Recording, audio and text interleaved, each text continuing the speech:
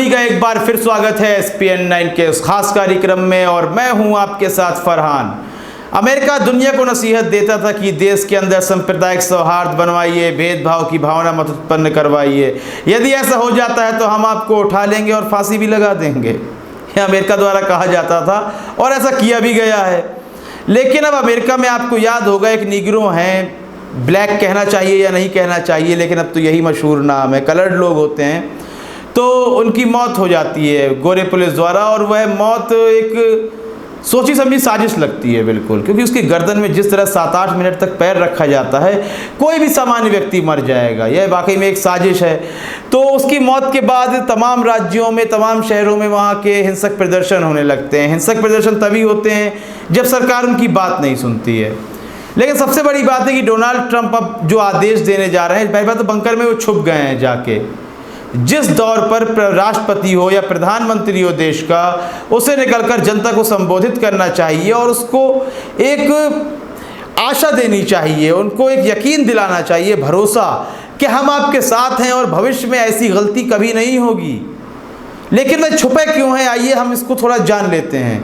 वह छुपे इसलिए हैं क्योंकि अमेरिका की ये पहले एक घटना ही होगी जो हमारे सामने आई है, बहुत उसमें प्रचंड रूप में। वहाँ लगता है कि या फिर होता ही रहता होगा, जैसे अभी बराक ओबामा ने कहा, मैं उनकी बात सुनकर कह रहा हूँ कि वह कह रहे थे कि यदि काले आदमी से एक क्वेश्चन पूछा जाता है गोरे आदमी द्वारा, वह नहीं बताना चाहता है किसी सवाल का जवाब, तो उसे गोली भी मारी जा सकती है, तो यहाँ हत्या हो जाती है।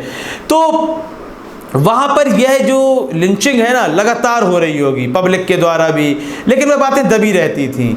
लेकिन जब एक बात हद से आगे गुजर जाती है तब राष्ट्रपति को छुपना पड़ता है जाके। यह तो कार्य हम लगातार करते आ रहे हैं, अब हम इन्हें क्या आशा दें। यदि यहाँ पर हम इनको कोई आशा देंगे तो पिछली बात भी पूछेंगे, वहाँ आपने क्या किया, इधर आपने क्या किया। क्योंकि बराक ओबामा की बात को मैं सामने रखते हुए कह रहा हूँ, क्योंकि उस वक्त तो जॉर्ज फ्लॉयड की मृत्यु भी नहीं हुई थी जब बराक ओबामा ने ये बात कही है। इसका मतलब इससे पहले भी कुछ हो रहा था, इसलिए भीड़ उग्र हो गई है। अब उन्हें आप वामपंथी कह रहे हैं, हिंसक कह रहे हैं, ठग कह रहे हैं, और अब आर्मी उतारने का फैसला कर लिया है, जो कि एक बेतुका फैसला है।